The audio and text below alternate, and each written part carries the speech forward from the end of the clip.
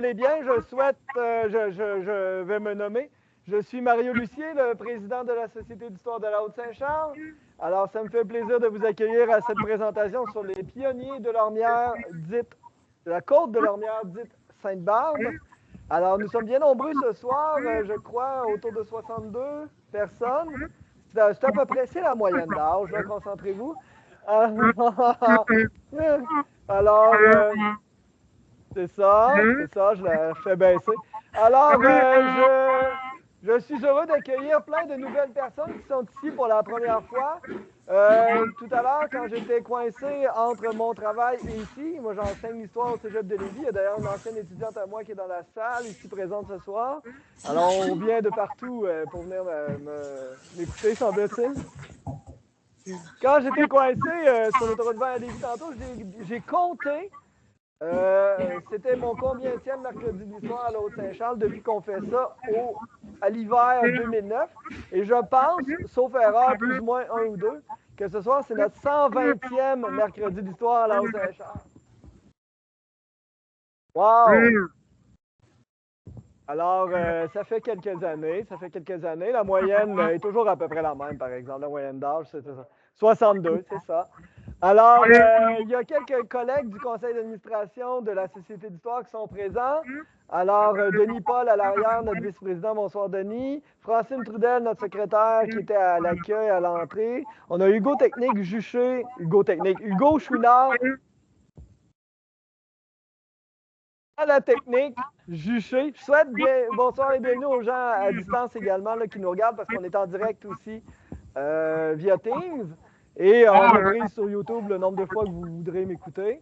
Alors, oui, et je souhaite aussi je salue Michel qui est ici à l'avant, Bernard qui est là, puis Lucie n'est pas là ce soir. Ben non, alors on pense à elle. Ben oui, il y a une autre réunion, hein, on est souvent bien occupés, nous les bénévoles. Alors, j'explique, c'est quoi le concept des mercredis de l'histoire à la Haute-Saint-Charles pour celles et ceux qui sont ici pour la première fois. Essentiellement, il y a plusieurs années, comme vous le constatez, je perdais le contrôle de mes réunions du conseil d'administration de la Société d'histoire parce que tout le monde se mettait à raconter, oui, mais un tel, il vivait à telle place, puis là, mon grand-père, puis là, il y avait tel commerce. Puis là, je ne réussissais pas à ramener l'ordre. Alors, je dis, il faut que j'utilise cette énergie-là afin de faire quelque chose de constructif. Et c'est là que j'ai inventé le concept des conférences dans lesquelles on fait un échange entre les participants et l'animateur à l'avant afin d'en savoir le plus possible à la gang sur un thème en particulier. Contrairement aux autres sociétés d'histoire du territoire de la ville de Québec ou des alentours, ici à la Haute-Saint-Charles, on ne fait que de l'histoire locale. Alors, ça fait 120 fois qu'on vous parle de notre histoire à nous, de votre histoire à vous. Alors, bien que la bataille des plaines d'Abraham, qui a été un peu d'actualité dans les derniers jours, est super intéressante, il y a bien des gens qui mériteraient d'avoir bien d'informations autour de cet événement-là. Je suis disponible pour le faire. Et ça nous intéresse, mais a priori, on s'est fait ailleurs et on aime mieux traiter de notre histoire locale. Et ce soir, le choix s'est posé sur le début de l'histoire du boulevard Lormière, là, essentiellement, qu'on appelait autrefois la côte dans le sens de rang. Hein, c'est comme ça qu'on nommait les différents rangs ici dans notre secteur. Donc, et je vais vous parler donc des pionniers et des pionnières de la côte de Lormière. On la surnommait dite Sainte-Barbe. Alors, bon,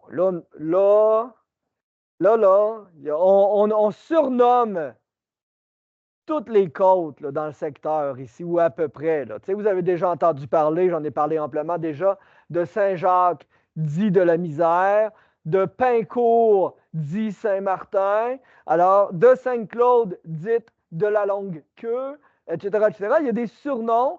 On ne sait pas c'est lequel qui est usuel puis lequel qui est surnom à travers le temps, mais ces surnoms-là bien, existaient à peu près en même temps que le nom officiel du rang ou de la côte. Alors, si vous avez une réponse, lequel est arrivé en premier, c'est ce soir à la gang, on sait tout qu'on se le dit. D'accord? Alors, n'hésitez pas à lever la main si vous avez des questions. Même chose pour les gens à distance, là. Si vous avez une question, vous pouvez lever la main virtuellement.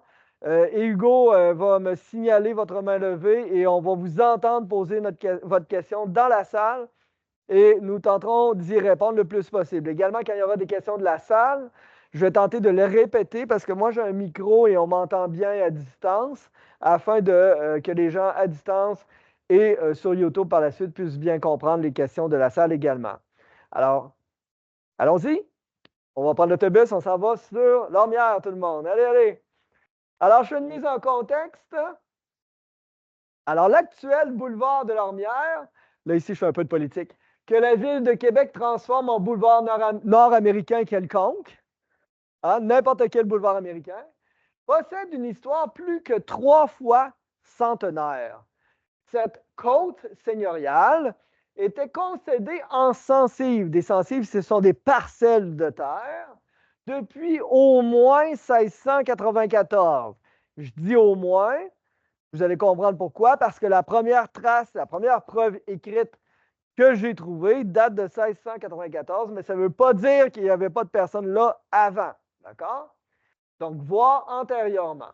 Elle se situait dans la seigneurie Saint-Gabriel, donc qui était, elle, une seigneurie propriété des Jésuites. Les Jésuites étaient les seigneurs de la seigneurie où on se trouve, et ils étaient aussi, c'est captivant de le savoir, les plus grands propriétaires fonciers dans la vallée du Saint-Laurent à l'époque seigneuriale et même au-delà de la conquête jusqu'au début du 19e siècle. Alors, religieusement, la côte Lormière, dite Sainte-Barbe, se situait d'abord dans la paroisse de Charlebourg. Alors, Charlebourg avait une énorme paroisse qui se rendait jusqu'au lac Bonhomme, là, à Val-Bélair. Et tout le nord de Lormière, là, puis il y a quelques terres vers vers le terminus d'autobus Les Saules, là, tu comprends, tu te situes, qui, elles, sur Lormière, appartenaient à la paroisse de l'ancienne Lorette. Mais le gros de Lormière, c'est Charlebourg. Et quand on crée la paroisse Saint-Ambroise de la Jeune-Lorette en 1794, qui se détache de Charlebourg, eh bien, Lormière va faire partie de Saint-Ambroise de la Jeune-Lorette. Donc, cette côte, aussi connue sous le nom de Lormière dite Sainte-Barbe, sera clairement un grenier, pas dans le sens dans la maison. Quoique dans la maison, grenier s'appelle comme ça parce que c'est un grenier. C'est réserve à grains, je vais dire ça comme ça. Un grenier, c'est une réserve à grains. Grenier pour le secteur, puisque sa géographie au pied du bouclier canadien permettra une culture céréalière nourricière pendant presque toute son histoire. Je dirais certainement jusqu'à peu près au milieu du 20e siècle, plus ou moins. Donc pendant à peu près 300 ans. Nous présenterons ce soir l'évolution pionnière de ce territoire central dans l'histoire de la Haute-Saint-Charles. Oui, déjà Michel, oui. Oui.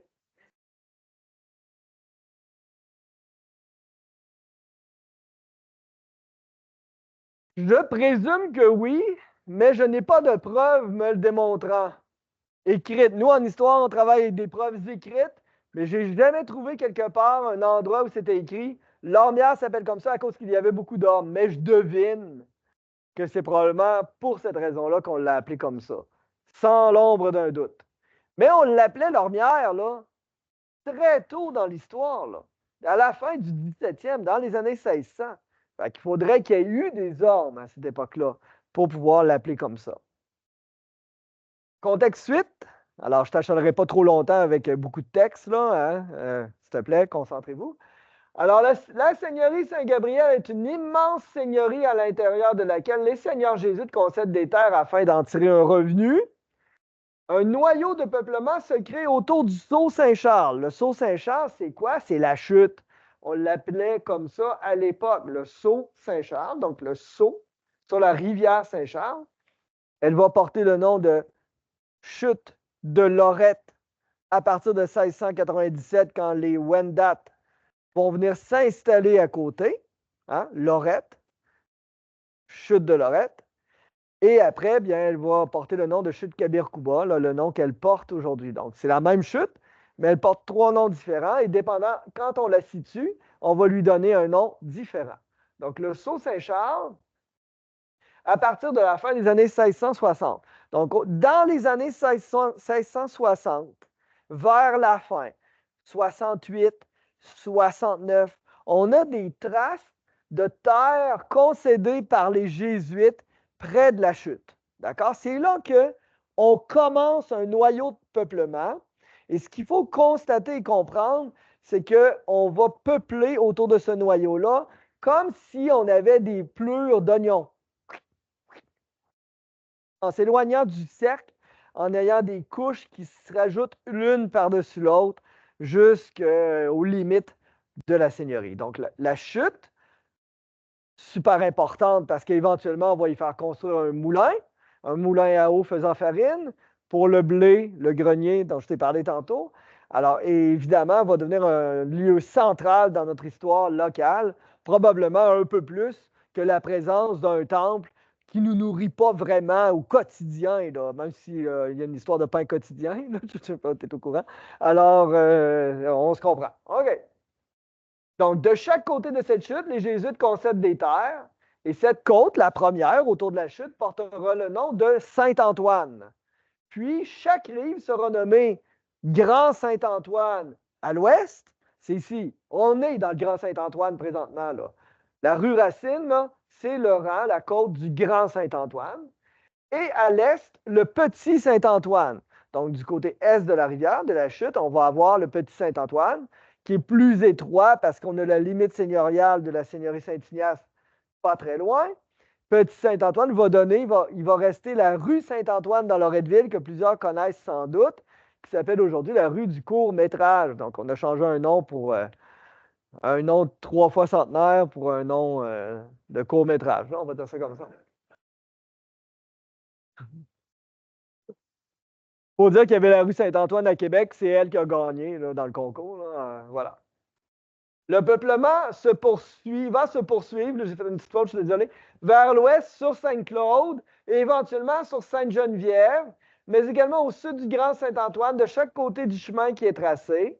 À l'ouest de ce chemin, hein, à l'ouest de ce chemin qui descend, on va retrouver la côte de l'Ormière dite Sainte-Barbe, et à l'est de ce chemin, on va retrouver la côte de Saint-Martin dite Pincourt. D'ailleurs, si vous êtes perspicace, vous savez qu'il y a une rue perpendiculaire à l'Ormière qui s'appelle Pincourt. Et cette rue-là porte ce nom-là à cause qu'on est dans le rang, dans la côte, Pincourt dite Saint-Martin, que cette rue-là se rendait jusqu'à la rivière Saint-Charles, tournait à gauche vers le nord à 90 degrés, suivait le tracé de la rivière et connectait avec ce qui est aujourd'hui la rue Lessard à Loretteville pour déboucher sur la rue Racine.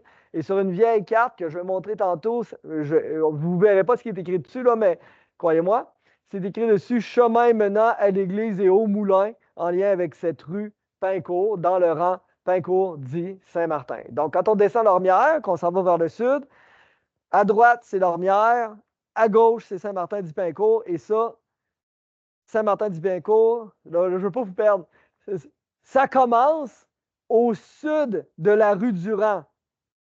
Parce que la rue Durand, c'est la fin des terres d'ici, de la rue Racine, là, du Grand Saint-Antoine. On se comprend? Puis une particularité aussi, c'est qu'au bout de cette terre-là, qui est nord-sud, sur Saint-Martin-du-Pincourt, les terres vont se revirer de bord, vont être est-ouest, comme sur l'Ormière, elles vont être est-ouest. On va le voir tantôt sur des photos et des cartes. D'accord? Je ne sais pas de perdre. Dites-moi là si je vous égare. Là. Une pratique détestable pour l'histoire. Les Jésuites et d'autres seigneurs avaient la fâcheuse habitude de concéder des terres verbalement, ce qui fait en sorte que les censitaires ne possèdent pas de contrat de concession. Et nous, les spécialistes du passé, nous n'avons pas accès aux informations qui lient les censitaires aux seigneurs. Nous faisons ici, dans la côte de l'Ormière du Sainte-Barbe, face à cette réalité, ce qui complique la tâche de reconstruire ce front pionnier Mais il n'y a rien à notre épreuve, bien sûr. Donc, on va trouver des indices ailleurs. Il faisait ça. Il concédait une terre verbalement. Puis à un moment donné, dans le temps, si on en avait besoin, là, on passait un contrat de concession. Sinon, on s'était dit verbalement, bon, t'es à telle place, t'as temps par temps, paye-nous tant par année, puis ça va être correct. Tu sais. Fait que toi, tu essaieras de vendre ton terrain si tu n'as pas de contrat, là, de documents prouvant la possession de ton terrain. Tu essaieras pour le fun de vendre ça. Hein? Bon, ça peut poser certains problèmes. Hein? Bon, c'est ça. Je vous présente ici une spectaculaire image d'une carte aérienne, d'une photo aérienne qui a été prise en 1948. En 1948, des avions ont survolé la région de Québec et des photos ont été prises et collées ensemble pour donner donc une grande carte qui est accessible en ligne très facilement, sur laquelle on peut grossir et rapetisser. Et on a ici le secteur de Lormière. Donc, je vais m'approcher un peu là. Donc, on a le boulevard de Lormière, le chemin ici, là, si on veut. Puis ici, on a les terres est-ouest. Puis quand on se dirige vers le nord, vers Saint-Claude, qui est ici en haut, bien, les terres vont ouvrir en éventail pour pouvoir aller se connecter correctement sur les terres nord-sud de Saint-Claude. Alors, c'est une image qui parle beaucoup. Elle date de 1948. On voit certains cours d'eau aussi qui sont intéressants pour nous, là.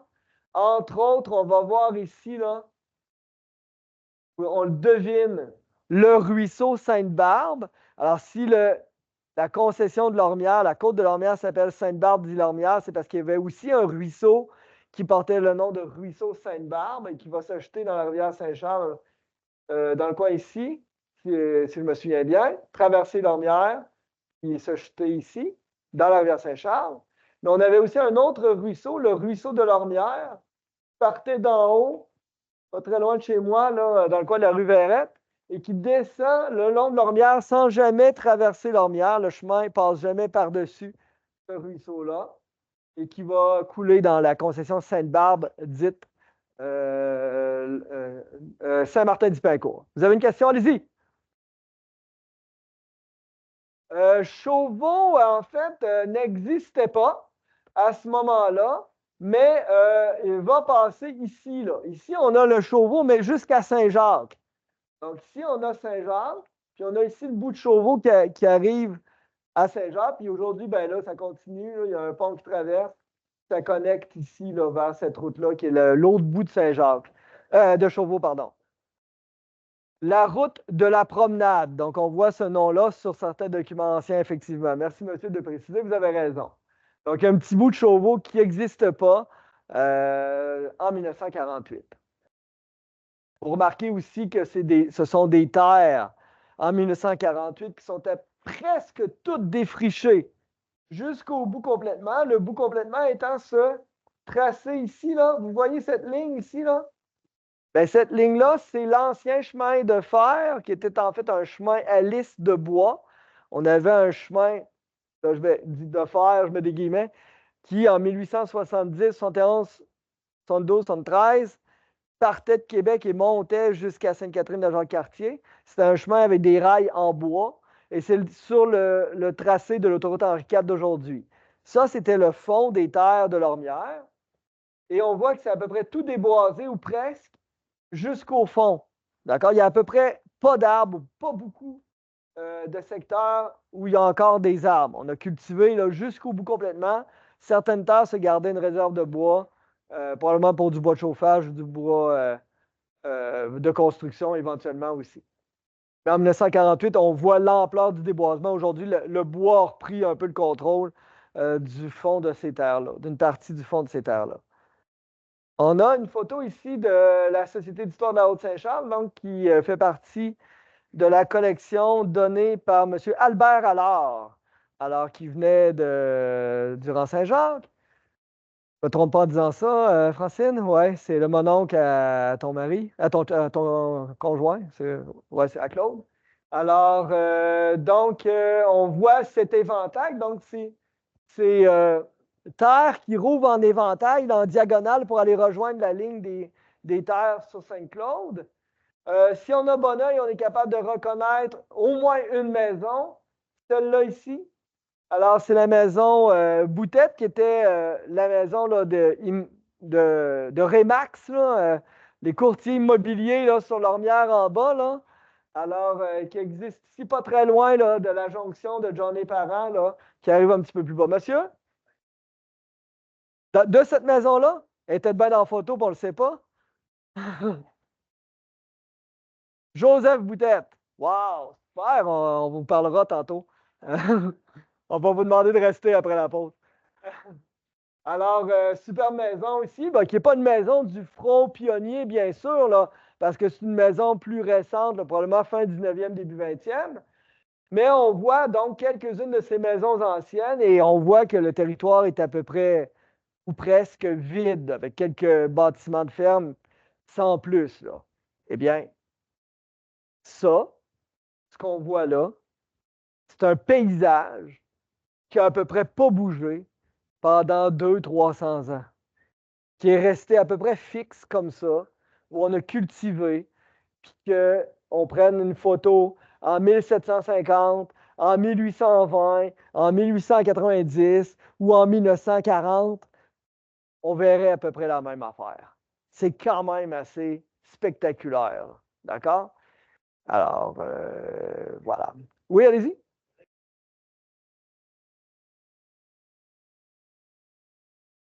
Oui, il y avait encore des animaux. Alors, pas très loin de là, il y avait des moutons même, chez Monsieur Lauréat Couture. Oui, c'est ça. Alors, c'est ça. Alors, oui, oui, ça n'a pas beaucoup bougé, là. Je me souviens, là, quand j'étais ado, là, dans les années 80, euh, je prenais l'autobus de ville sur l'Ormière, puis il y avait encore, là, du côté ouest, un fossé. Tu sais, je me souviens de ça, là. Tu sais, je veux dire, je ne suis pas si vieux que ça. Je suis vraiment beaucoup plus jeune que la moyenne d'âge ici présente. Je tiens, je tiens à le rappeler, bien sûr. Mais je me souviens des fossés, là. C'est ma fête la semaine prochaine, effectivement. J'aurai 28, je pense. Alors, ici, le peuplement de l'Ormière avait débuté en 1694.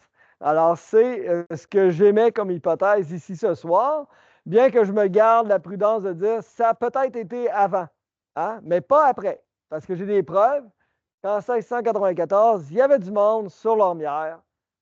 Et voilà. Alors, ici, je vais te faire souffrir un peu. Alors, la première source trouvée dans laquelle on mentionne un peuplement sur l'Ormière date du 20 janvier 1695. C'est en lien avec un document qui concerne un censitaire des Jésuites de l'Ormière qui s'appelle Jean Denis et qui, essentiellement là, Jean Denis, il ne payait pas ses taxes. Hein? C'est ça l'affaire. Puis là, quand on dit taxes, ce n'est pas des taxes municipales. Tu as reçu ton compte, toi aussi, là, de la Ville de Québec, là, dans la dernière semaine. Hein? Alors, tu sais, moi, je dis, je me tue à dire ça, dans la vie, il y a deux certitudes, la mort et les impôts. Hein? Voici un bon exemple. Jean-Denis, lui, il n'avait pas payé. Hein? Fait que là, les Jésuites, les seigneurs, ils ont intenté un procès contre Jean-Denis. Puis essentiellement, le document qu'on a ici, c'est un extrait de sa convocation à comparaître. Hein? Puis là, j'ai souligné en rouge là, pour que tu puisses voir ou deviner ou me faire confiance quand je vais te dire que ça souligne sa présence sur l'ormière. Alors, en rouge, on dit contre Jean-Denis père et fils. Euh,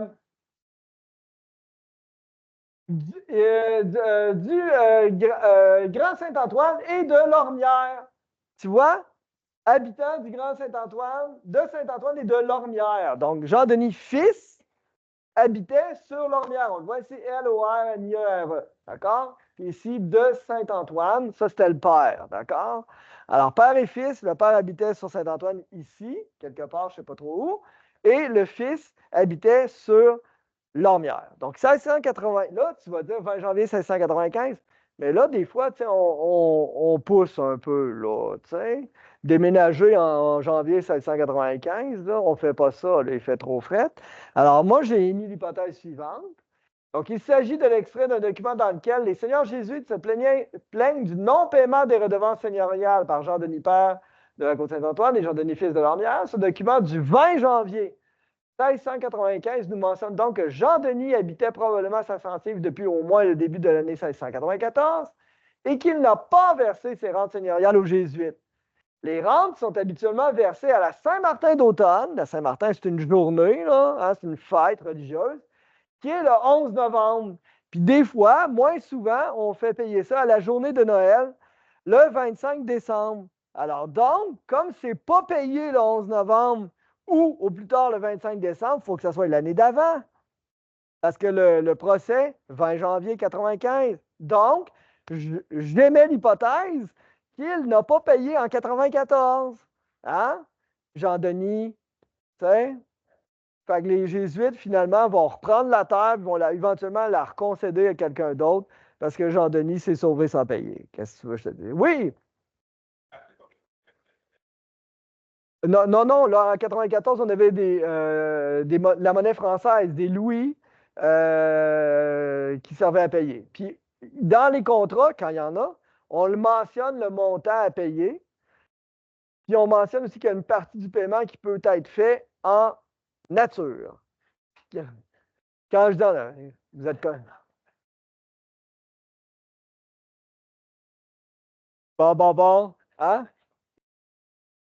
Non, non, en nature, bien sûr, c'est souvent avec des poules, des coqs. On paye avec des coqs vifs, donc des poulets vivants. Hein? Fait que les Jésuites ramassent plein de poulets vivants à chaque année, puis ils ne tuent pas tout de suite, ils les tuent à mesure. Tu mets à mesure, tu sais, je veux dire, t'as pas de frigidaire dans la vie, fait que avoir un poulet vivant, ça peut servir éventuellement. Fait que beaucoup de paiements en nature comme ça qui se font, bien sûr, à l'époque où la monnaie est plus difficilement accessible. Mais on le mentionne toujours dans les actes de concession, combien on doit payer d'essence et rente annuellement. Généralement, je dirais 95% du temps, c'est à la Saint-Martin d'automne. Il y en a qui disent la Saint-Martin d'hiver aussi. Pourquoi on fait payer ça le 11 novembre? Parce qu'on a encore toute notre récolte. On est plein. Donc, si on faisait payer ça le 16 avril, on n'aurait plus d'argent. Ne demande pas pourquoi le carême arrive à cette époque-là. Encore là, on n'a déjà plus rien à manger, pas difficile de faire le jeûne. Hein? C'est, je veux dire, jeûne à l'automne, toi, tu n'as pas le goût, jeûne pendant que tu jeûnes déjà, c'est correct. Hein? Je me fais rire moi-même. Euh, deuxième trace. Deuxième trace. 1699. Ça ne veut pas dire que c'est rien passé entre 94 et 99, là, mais je n'ai pas de trace écrite. Moi, c'est ça mon matériau. C'est avec ça que je travaille. Donc, 1699, on a la trace de M. Benoît Duhaut. Alors, Benoît Duhaut, malgré l'absence d'acte de concession avant le début du 18e, nous avons trouvé la trace d'un second censitaire dans la côte de l'Ormière, cette fois en 1699. Il s'agit de Benoît Duhaut. Il est convoqué à comparaître le 12 mars 1699 dans une histoire de planche, dans un conflit avec un autre censitaire qui s'appelle Charles Boismé. Bon, là, je dois t'avouer que les planches, je n'ai pas approfondi à 100% l'histoire des planches. Là. Je veux dire, à un moment donné, on choisit ses combats. Là. Mais il y avait une histoire de fallait que j'aille porter des planches quelque part, puis je ne suis pas allé porter. Puis là, tu devais aller les porter, ils ne sont pas là, puis tu me dois des planches. Là. Essentiellement, c'est ça l'histoire. Ce que j'ai compris en lisant des résumés, on va dire ça de même. Puis, ben, la planche ne m'intéresse pas. Hein? Ce qui m'intéresse, c'est de savoir que Duo vivait à Lormière. C'est ça qui m'intéressait pour ce soir, disons.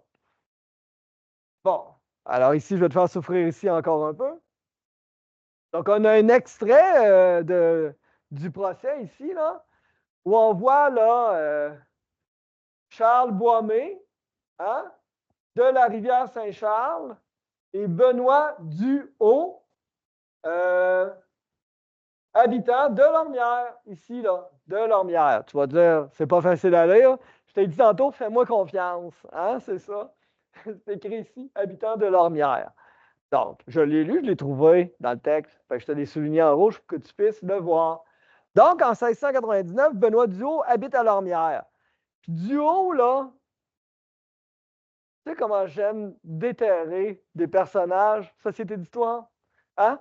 Je t'ai déterré Nicolas Ledoux du Latreille de Saint-Jacques, tu t'en souviens? J'en parle régulièrement. Nicolas Ledoux du Latreille à Saint-Jacques a battu son voisin un coup de bâton sur la tête, François Chartré, après avoir donné un coup de fourche à sa femme Apolline Morin. Dans l'été précédent, il a été poursuivi, enquêté, banni de la région de Québec finalement après avoir eu 19 enfants. Puis un personnage savoureux. J'en ai trouvé un autre. Benoît Duhaut. D'accord? Bon, il est peut-être moins spectaculaire que le Doux du Latreille, mais quand même. Alors, Benoît Duhaut, une histoire de planche, bien sûr, d'une part. Alors, je suis allé le chercher dans le PRDH. Le PRDH, c'est une base de données qui s'appelle le Programme de recherche en démographie historique.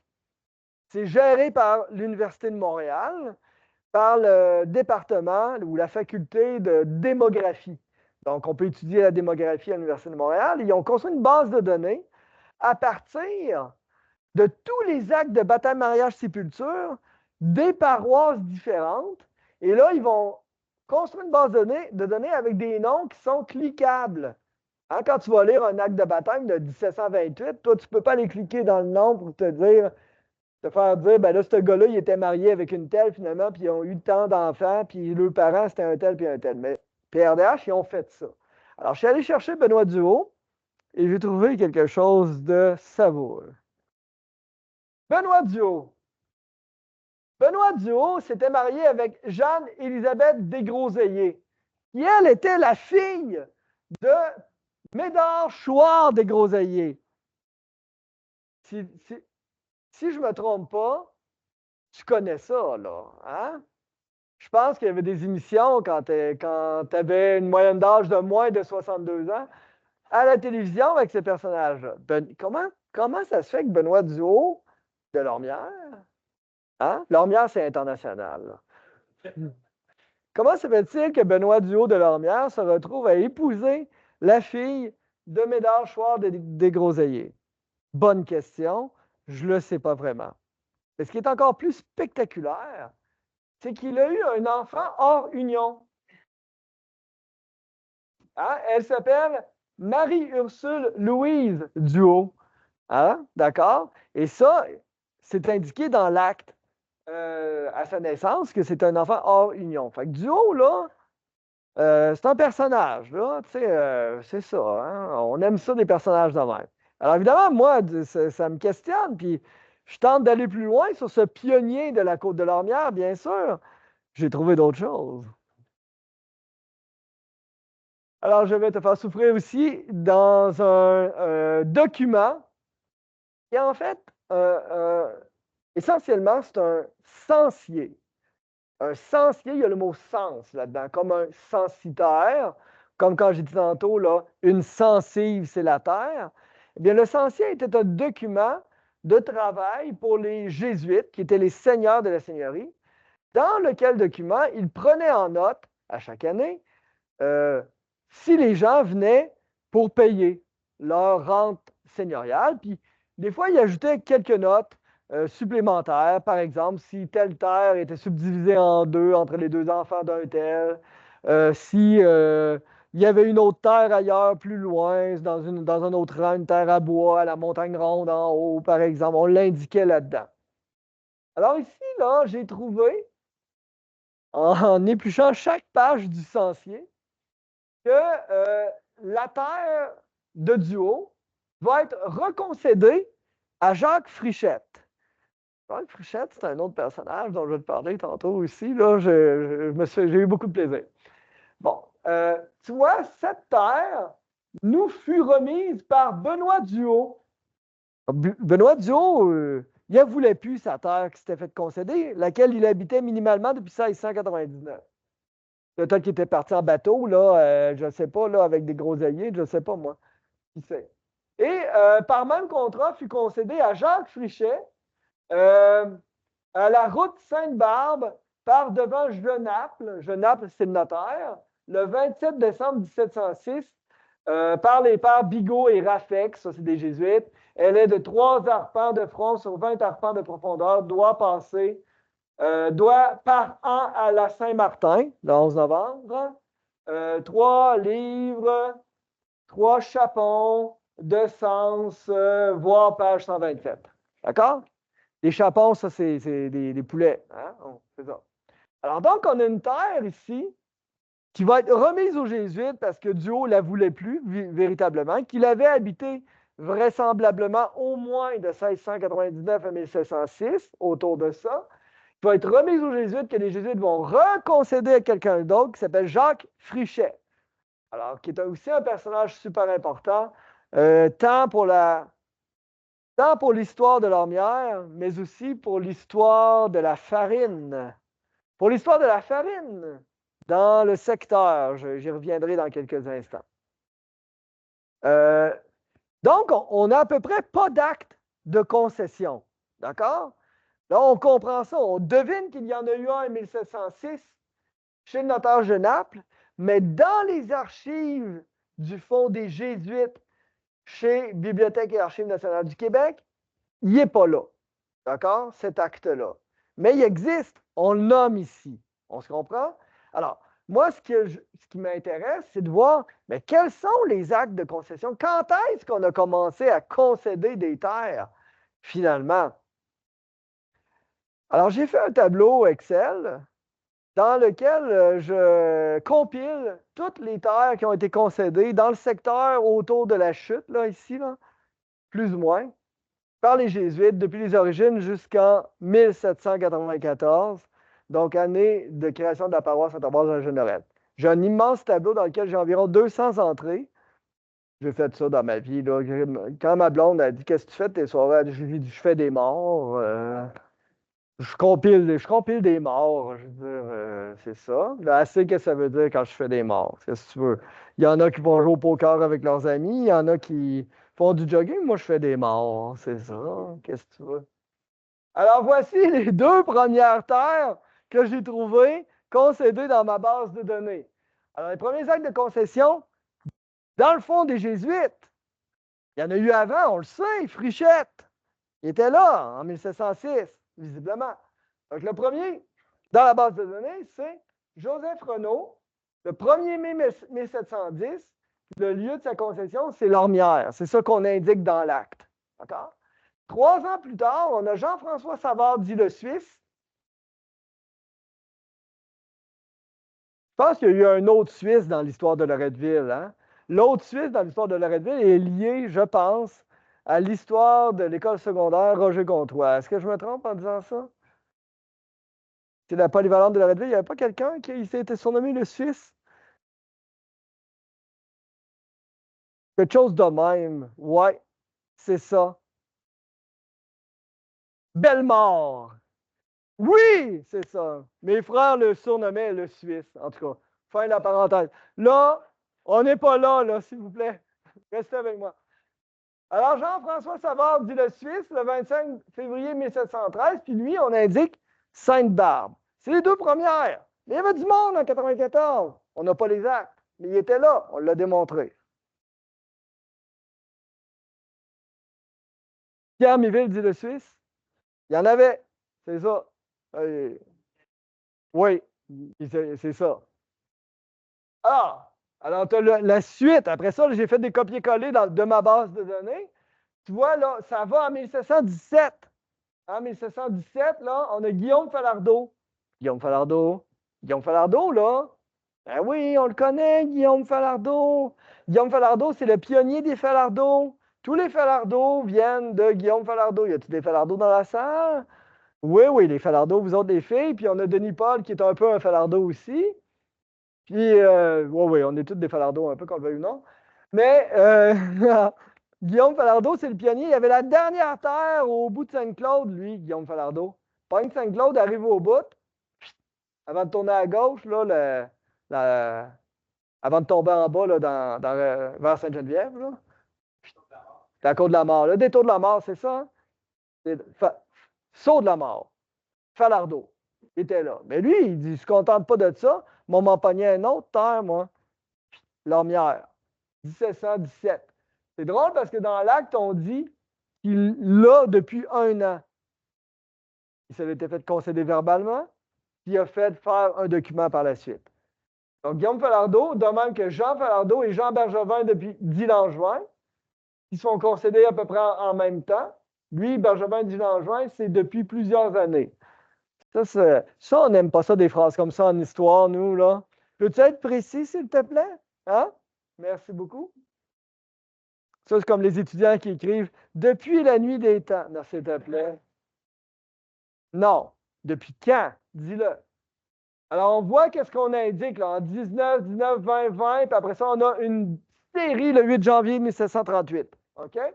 Donc, on indique Sainte-Barbe-d'Ilormière, Sainte-Barbe-d'Ilormière, bon, ben, Bergevin d'Ilormière, c'était dans le Grand Saint-Antoine, Sainte-Barbe-d'Ilormière, Sainte-Barbe, Sainte-Barbe-d'Ilormière, puis après ça, en 38, on a clarifié le nom, on s'est dit toute l'Ormière. Bang, plus de Sainte-Barbe.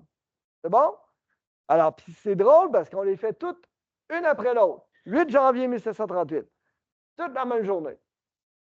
Et c'était qui? C'était Pierre Lheureux, François Savard, Jean-Baptiste Savard, François Bédard, Jacques Piché, Joseph Renaud, Étienne Bédard, François Bourret, fils, et Pierre Savard. Je pense qu'il y a plusieurs patronymes là-dedans qu'on retrouve dans la salle ici. Je dis ça de même, d'accord? Hein? Il y a du monde du coin. Je vais te montrer maintenant un extrait de la carte du gouvernement de Québec de Gédéon de Catalogne qui date de 1709. Gédéon de Catalogne va tracer la carte des 3 gouvernements, Montréal, Trois-Rivières et Québec, dans laquelle carte qu'il va dresser, il va tracer, pas parfaitement, mais les terres, l'occupation du territoire, en indiquant le nom des gens qui habitent sur chacune des terres au moment où il fait le tracé. Donc, j'ai un extrait ici de la carte du gouvernement de Québec où je vais te présenter le secteur de Lormière. Il n'y avait à ce moment-là que 9 terres concédées en 1709. D'accord? 9 terres occupées, je vais dire ça. Probablement concédées en 1709. Donc, on a ici, plus largement, je vais la grossir dans quelques instants, là, on reconnaît pour se situer là, le trait carré de Charlebourg qui est ici. On a la rivière Saint-Charles qui coule nord-sud ici. Puis on a ben, le Grand Saint-Antoine, le Petit Saint-Antoine. Comme on est après 1697, on a la chapelle Notre-Dame de Lorette, donc l'église de Wendake. Puis on a les terres nord-sud ici, là. Là, on est ici, là. Hein. Ici, là, on est là. Hein. Je pointe où on est. Ici. Là. Puis on a vers Sainte-Claude ici, puis on a les terres de Lormière, les terres de Saint-Martin-d'Ipincourt, les terres de Saint-Jacques-de-la-Misère. D'accord? Et la limite seigneuriale, c'est cette ligne ici, qui sépare Saint-Gabriel de Saint-Ignace. D'accord? Saint-Gabriel, il y a d'autres secteurs. Il y a le secteur de l'ancienne Lorette, qui est également dans la seigneurie Saint-Gabriel.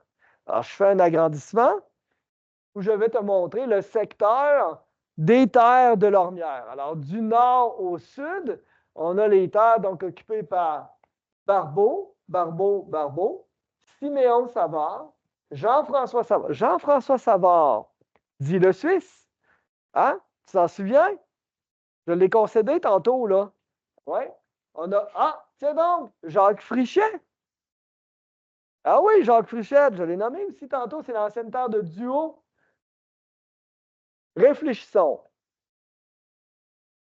Si on concède des terres, puis qu'on le fait dans un ordre, moi je pense que les Jésuites faisaient ça dans un ordre précis, logiquement, avec cohérence et organisation. Hein?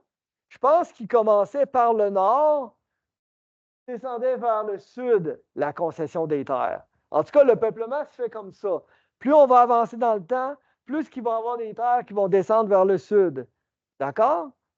Alors, si Frichette, c'est la terre de Duo, qui était là en 1699, ça veut dire que tout le nord aussi était concédé en 99. Puis probablement que Jean-Denis, hein, il était aussi sur une terre vers le nord, sûrement. Moi, je pense que c'est la vérité.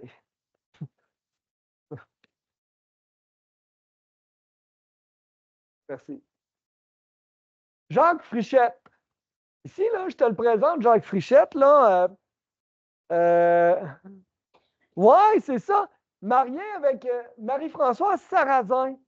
Je t'ai dit tantôt que Jacques Frichette était un personnage important qui était lié à la farine. Jacques Frichette était un farinier. Il était meunier. Il était meunier où? Il va l'être au Moulin Saint-Bernard. Le Moulin Saint-Bernard, c'est le moulin des mères hospitalières de l'Hôtel-Dieu de Québec, le moulin des mères, hein, qui se trouve sur la rivière du Berger, dans la seigneurie Saint-Ignace, au coin, tu sais, le monsieur Balieuse, là, c'est où? Aspirateur Picard. C'est ça. Là, le pont, là, il y avait le moulin, il était là. Lui, il était meunier, là. OK? Mais il y avait la terre sur l'ormière. Va-t-il habiter l'ormière? Je ne le sais pas encore. On va le trouver ensemble. Mais il y avait une terre sur l'ormière. Puis on parle de lui, puis c'est toujours Farinier. Il va mourir en 1724. Puis en 23, il est Farinier sur la rive sud de Québec. Alors donc, lui, là, il y avait une job en demande, là, qui a un rôle super important dans une vie où il n'y a pas de Provigo, là. Tu sais, je veux dire, tu as besoin de te nourrir avec ce que tu produis sur ta terre. Fait que lui, c'est un personnage super important, Jacques Frichette. Vraiment, vraiment, vraiment. Ben, il est marié avec Sarrazin. Moi, ça me fait rire. Écoute, t'avais pas compris encore, hein? Moi, j'essaie de te l'établir, de te le construire. Il est marié avec Sarrazin.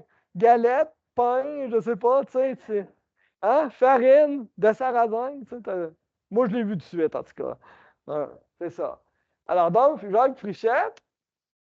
Bon, quand on regarde les noms de ceux avec qui ses enfants se sont mariés, c'est pas tellement spectaculaire par rapport à qui nous sommes à la Haute-Saint-Charles, mais il y a quand même là, Paquette Pasquier puis Marie-Jeanne Falardeau, qui sont deux noms là, qu'on retrouve ici dans notre secteur. À noter également que les enfants sont tous baptisés à Charlesbourg. Généralement, ils sont mariés à Charlesbourg. Puis souvent, ils meurent à Charlesbourg aussi, parce qu'il n'y a personne qui meurt après 1794. Après 1794, on meurt à la même place, mais on indique Saint-Ambroise de Jeune-Lorette, OK? Non, c'est ça. Tu sais, tu déménages dans la mort, finalement, là, c'est ça qu'on dit. Voilà. D'accord? Donc, Charlesbourg, on dit, tu sais, il habitait à Charlesbourg. Il n'habitait pas à Charlesbourg. Ça ne veut pas dire qu'il habitait à Charlesbourg. Quand on dit que Charlesbourg, c'est la paroisse, Charlesbourg est immense. Tu sais. C'est ça l'histoire. Il n'y a jamais rien de simple.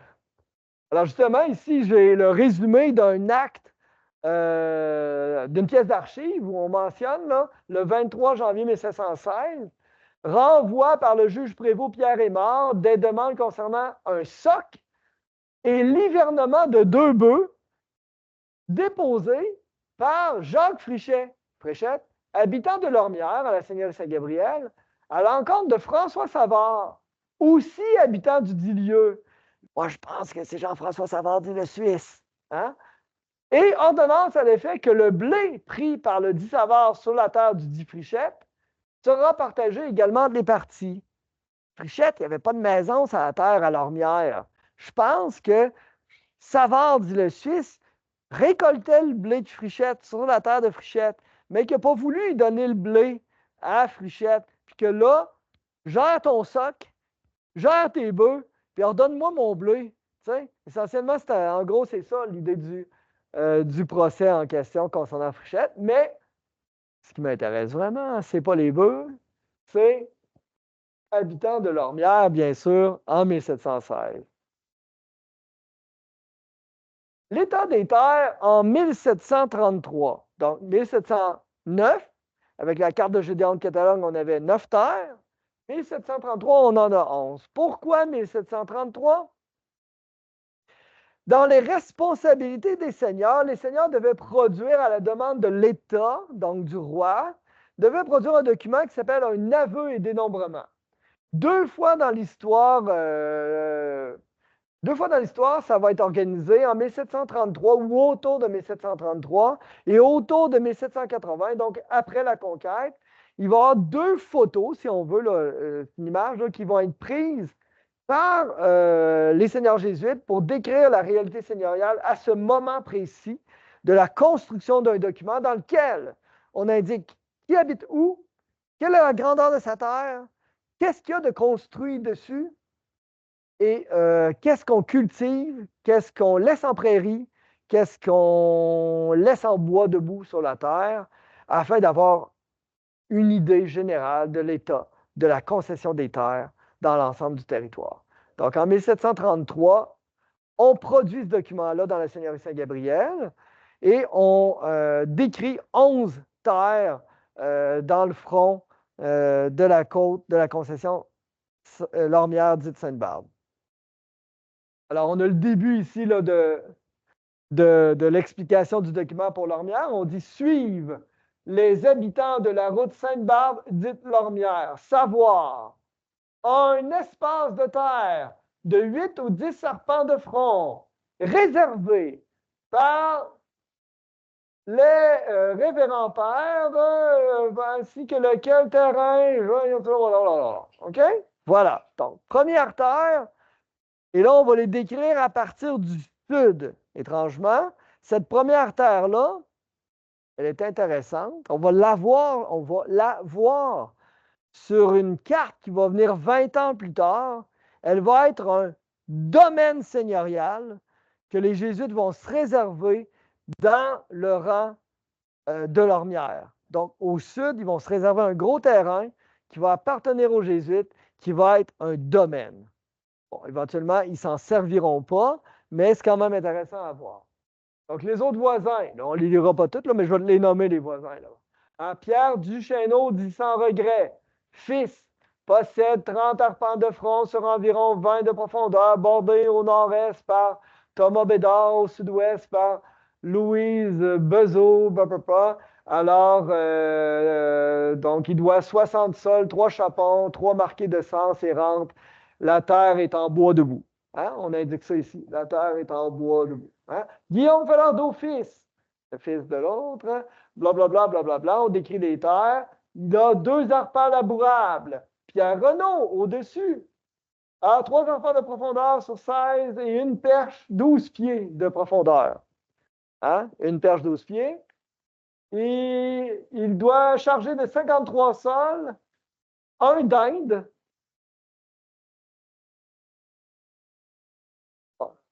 Ça, un dinde, là. Ça, un dinde. Hein? Tu savais qu'il y a des coques d'Inde.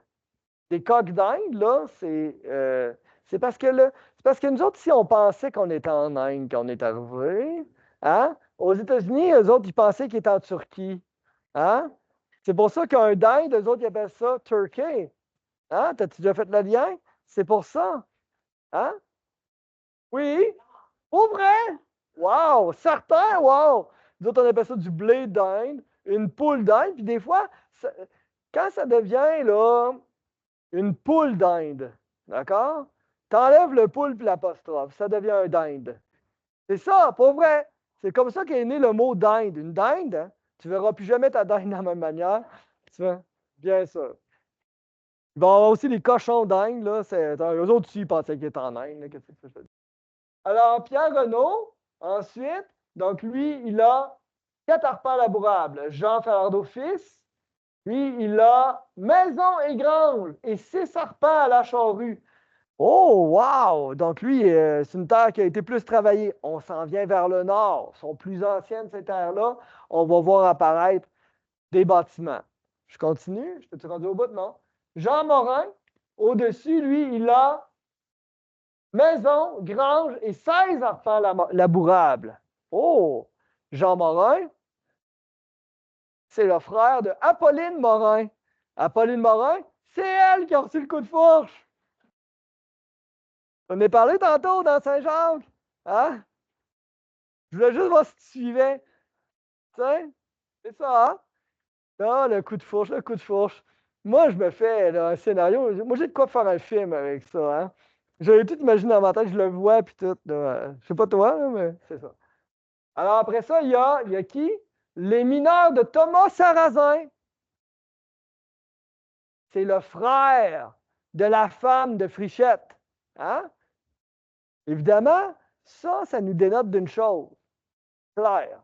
La solidarité entre les voisins va créer, en fait, un réseau de solidarité va créer une vie commune dans un secteur, un sentiment d'appartenance et d'identité. C'est démontré. C'est quand tu te fais concéder une terre puis que tu n'as pas de réseau, puis que tu ne te maries pas en dedans d'un an, tu n'es pas capable de garder la terre, tu vas quitter. Parce que si tu te maries, c'est parce qu'elle a un père, puis une mère, puis des frères, puis tout, qui vont venir t'aider à défricher et à cultiver ta terre. Pas de réseau, tu n'es pas capable. Alors, quand on voit ça, ça ne me surprend pas. Thomas Sarrazin, c'est le frère de l'autre. Lui, donc, il a 8 arpents à la charrue. Joseph Renaud, lui, il a une maison grange et 24 arpents labourables. Après ça, on a les héritiers de Jacques Frichette. Frichette meurt en 24, on est en 33. OK? Fait qu'on est encore à les héritiers de. Donc, lui, il possède 20 arpents labourables et une grange. Il n'y a pas de maison. Alors, mon hypothèse de Savard dit le Suisse labourait puis il n'avait pas ordonné le blé. Et voilà. Alors, François Savard dit le Suisse. Lui, il possède 3 arpents et demi de France, au fin de profondeur, changé de 60 sols, 2 chapons, 2 marqués de 150. Il a maison, grange, 4 arpents de prairie et 24 labourables, quand même. C'est plus labouré, c'est plus cultivé. Alors, Jacques Savard, lui, il a 3 arpents à la charrue. J'ai presque fini, il m'en reste 2. Une, je pense. Une. Et on a aussi, donc, c'est juste, j'ai fait un agrandissement de Jacques Frichette pour que tu le vois bien, là, parce que c'est lui qui nous intéresse principalement. Donc, lui, si on leur lit, là, au-dessus, il possède 3 arpents de front sur 20 de profondeur, 3 par 20, 60 en superficie, 60 arpents carrés. On a beaucoup cette superficie-là pour une terre. OK? Je pense que c'est une terre qui peut faire vivre une famille. Puis, généralement, là, j'ai déjà fait une petite étude entre l'aveu de dénombrement de 33 et celui de 81. Puis, en 81, on avait à peu près jusqu'à 2 tiers de défriché, puis on se gardait toujours un tiers de la terre en bois debout parce qu'on avait besoin d'environ 20 à 25 cordes de bois par année pour se chauffer, puis faire à manger. Donc, on se gardait toujours une partie de la terre en bois debout. Donc, chargé de 60 sols, 2 chapons, un sol marqué de 150, il a 20 arpents labourables et une grange. Ça va. Alors, notre front pionnier avance. L'état des terres en 1754. On a 23 terres. Donc, on est 20 ans plus tard, à peu près. On est parti de 9 à 11 à 23. OK? Pourquoi en 1754?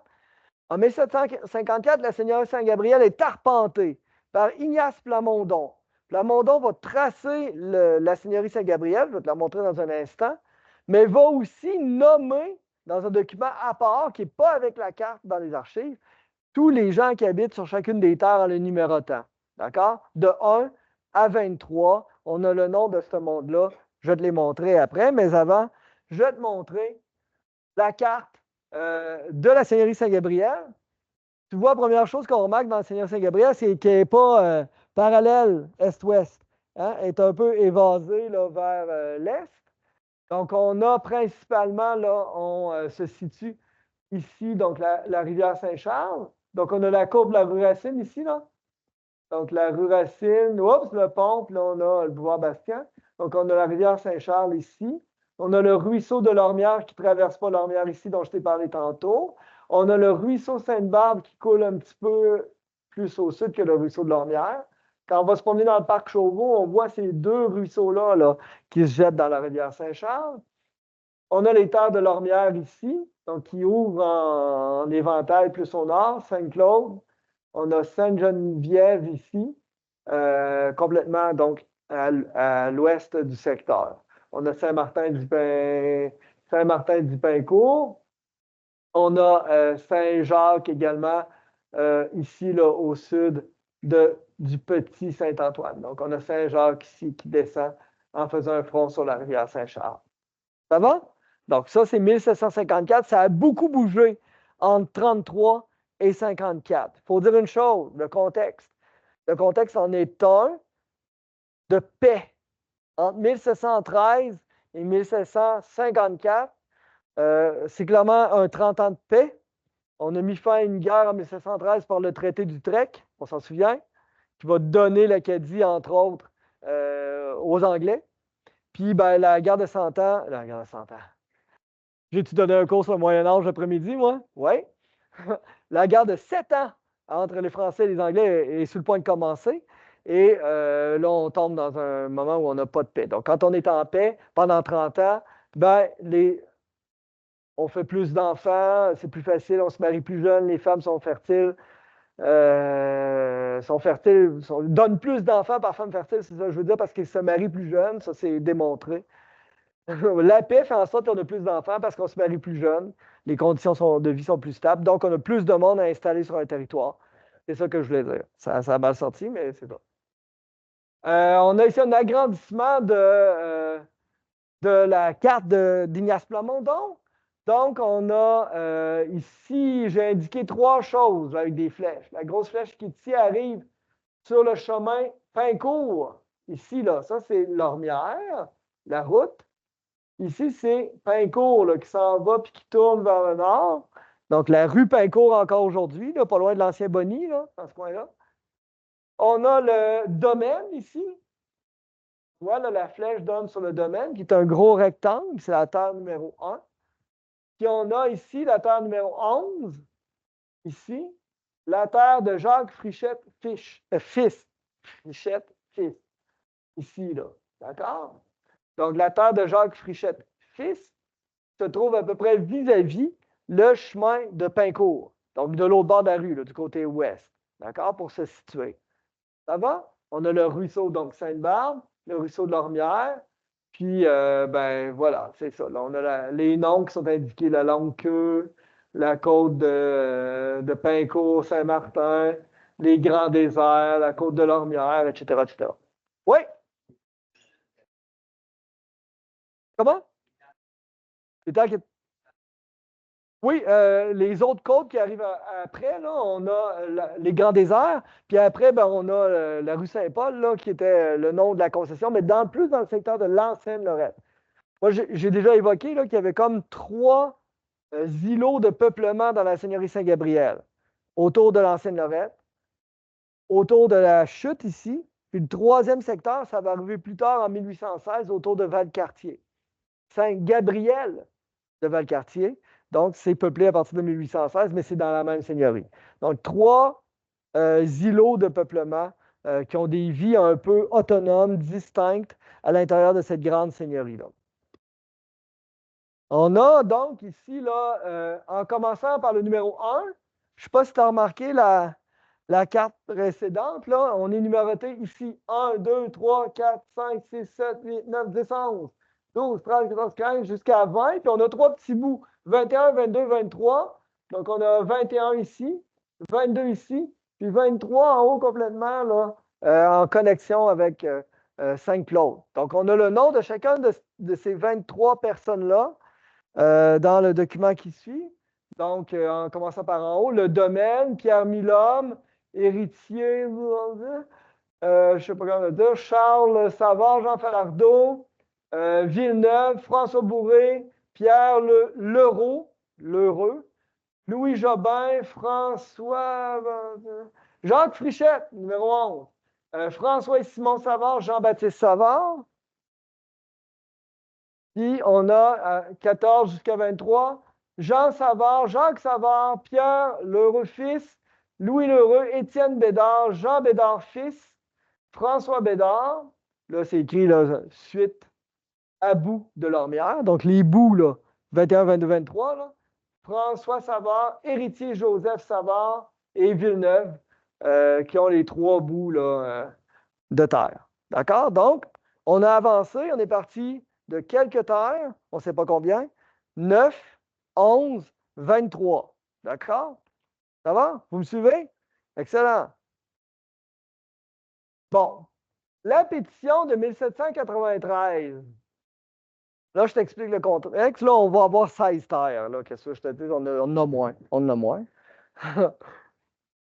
C'est parce qu'on a 16 propriétaires, mais qu'un propriétaire peut avoir plus qu'une terre, je vais dire ça de même. Bon. Là, il y a comme une demande qui pèse dans le secteur ici afin d'obtenir une paroisse distincte, hein? Séparée de Charlesbourg. Parce qu'on commençait à trouver ça trop loin pour aller à Charlesbourg. Tu sais, des fois, là, c'est pressant. C'est pressant souvent pour un baptême parce que des fois, la vie de l'enfant est en danger et on veut le sauver, bien sûr. Là. C'est sûr que la sage-femme peut intervenir en ondoyant l'enfant, là, mais tu sais, il faut aller faire baptiser. C'est pressant. Le mariage, c'est un peu moins pressant. Quand il y a un mort, là, on a tout notre temps. Là, je veux dire, il n'y a pas de presse. Mais on trouvait ça loin. Tu sais, imagine la paroisse là, Saint-Ambroise, Charlesbourg allait jusqu'au lac Bonhomme, là, dans Bel-Air en haut. Là. C'est énorme. Donc là, il y a des demandes qui vont émerger pour pouvoir séparer la paroisse. Bon, on avait aussi un missionnaire jésuite. Une seigneurie jésuite. Il y avait un jésuite qui habitait dans le presbytère à côté de la chapelle Huronne. D'accord? Lui, c'est un prêtre. Les jésuites, c'est des prêtres. Donc, ils peuvent baptiser, marier, puis inhumer. OK? Ils ont ce pouvoir-là. D'accord? Ils peuvent faire ça. Qui ils font? On voit, là, dès 1704, je pense en 1702 même la première fois, c'est très tôt, là. Parce que les Jésuites ont amené les Hurons à cet endroit-là en 1697. Fait que le Jésuite, là, très tôt, là, il va baptiser, surtout des baptêmes, là, parce que c'est pressant, des bébés là, qui sont probablement en danger, assez tôt dans l'histoire. Donc, il baptise, il écrit ça sur une feuille. Quand il va à Charlesbourg voir le curé, il insère les feuilles à l'intérieur du registre de Charlesbourg. Ça peut faire l'affaire un bout de temps. Plus tard, dans les années 1780, on va faire une première demande pour une paroisse, refusée. Puis en 1793, on signe une entente avec les Hurons, les Wendat, les Euro-Québécois qui sont ici dans le secteur, signent une entente avec les Wendat. Ils disent, on va utiliser votre église, on va se la partager. À tel moment, ça va être vous autres, à tel moment, ça va être nous autres. Il va y avoir un prêtre, ça va être le jésuite, puis, ben, on va partager, on l'a déjà, cette chapelle-là, ça va bien aller. Puis, pour vérifier si on est capable de faire ça, on va faire signer une pétition pour ou contre à tous les résidents du secteur, aux Wendat et aux Euro-Québécois. Puis, on verra ce que ça va donner et ça va appuyer notre demande. Éventuellement. Il faut savoir aussi le contexte que les Jésuites sont en perdition puisque leur ordre a été aboli. Hein? Les Jésuites n'ont pas le droit de recruter de nouveaux membres. Puis comme la moyenne d'âge ne reste pas à 62 puis qu'elle monte, mais ça pose problème. Hein? Parce que là, les Jésuites sont de moins en moins nombreux. Puis le missionnaire qui est ici, Étienne Thomas Giraud de Villeneuve, en 1994, il va partir, puis il va retourner au Collège de Québec. Il était malade, il n'était plus capable. D'accord? Il était plus capable de gérer sa présence ici dans les dernières années. Fait que là, ça ajoute à l'argumentation pour avoir une paroisse distincte. Fait que la pétition, ici, c'est le secteur de Lormière avec les voteurs, qui sont les hommes, bien sûr, les filles, je suis désolé. Donc, les propriétaires, les censitaires de la côte de Lormière, qui nomment leur nom, puis ils disent s'ils s'opposent ou s'ils consentent à obtenir le partage de la chapelle Notre-Dame de Lorette. Alors, Joseph Bédard, lui, il s'oppose. Joseph Bédard, là, c'est le seul. Il est contre. Ça en prend un, tu sais, des fois, là, je veux dire, c'est lui. Moi, il dit, moi, je suis contre. Moi, je suis contre ça. Hein? Alors que tous les autres, Charles Savard, Charles Genet, Louis Jobin, Michel Trudel, Joseph Savard, François Girard, dit Breton fils, Jean-Baptiste Légaré, Michel Simon Savard, Pierre Suisse Savard. Je pense que ça a un lien avec Jean-François Savard dit le Suisse, ça. Pierre Savard Suisse, Pierre Lheureux, le capitaine Louis Lheureux, capitaine. On avait dans les paroisses souvent ce qu'on appelait un capitaine de milice. Hein, c'était quelqu'un qui, un peu bénévolement, allait éventuellement gérer les citoyens si on avait besoin d'eux pour aller se battre. D'accord? Comme miliciens dans une guerre XYZ. Donc, capitaine Louis Lheureux, Jacques Pajot, Jean-Étienne Bédard et François Falardeau, sergent. Il y avait aussi des moins gradés, donc sergent. Voilà. Donc, ce qui est intéressant ici, c'est qu'on dénote 16 terres, alors que la précédente, on en avait 23, mais que probablement qu'il y avait des noms qui étaient des doublons parce qu'ils possédaient plus qu'une terre, alors qu'ici, on a 16 propriétaires dans l'ormière ou 16 censitaires dans l'ormière. Voilà. La prochaine image que je vais vous montrer, c'est une... Ouais, oui, Denis, français.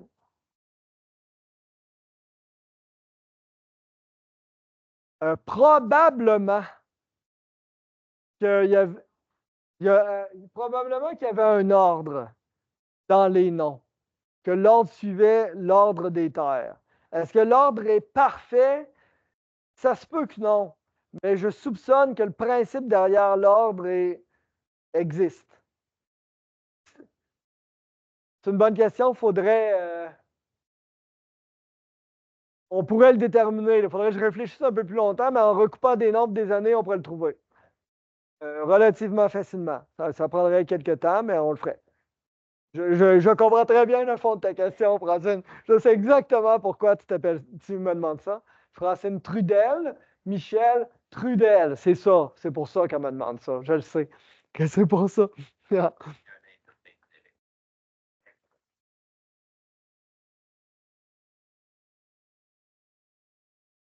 Ouais, peut-être. Mais s'il était plus au sud, il y aurait plus facilement accès au chemin de Pincourt pour monter. Je ne sais pas. Mais c'est à voir. Je n'ai pas de preuves. L'Ormière. Hey, là, j'ai une carte spectaculaire à te montrer, en fait, qui vient des Archives nationales du Québec. C'est une terre là, d'enlever de la rue Verrette puis de la rue Racine qui descend là, vers le IGA. Donc, on a probablement ici, là, pas très loin, là, la boucherie Beaupré. OK? Ici, on a l'école L'Arc-en-Ciel. Hein? Turcotte Sport. Ici. Tu te reconnais?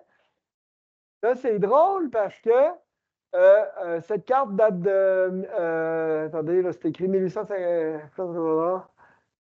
Ouais, elle est écrite où l'année déjà? Yeah. Ici, on a un tracé de 1852. En tout cas, donc, c'est postérieur à 1852. Mais on voit en fait le présent Lormière Road. Puis ici, on a le chemin de Lormière. Donc, un tracé qu'on voulait faire pour le nouveau chemin de Lormière, finalement. Puis ce qui est intéressant, c'est qu'on nommait, c'est ça qui m'intéresse ici dans la carte, on nommait Lormière jusqu'à la rue Racine, finalement, là, jusqu'à la connexion avec ce qu'on appelle le chemin de la Longue Queue, là, qui est le début de la rue Verrette vers l'ouest, là, qui inclut éventuellement là, Saint-Claude, là, beaucoup plus loin. Mais on utilisait l'étiquette Lormière jusqu'en haut complètement là, de la côte, là, finalement, là, de la pente. Là. Bon. Ça va, il est super intéressant parce qu'il y a les noms qui sont écrits sur cette carte-là aussi, là, avec les maisons et tout ça, là, qui sont représentés ici. Ça va?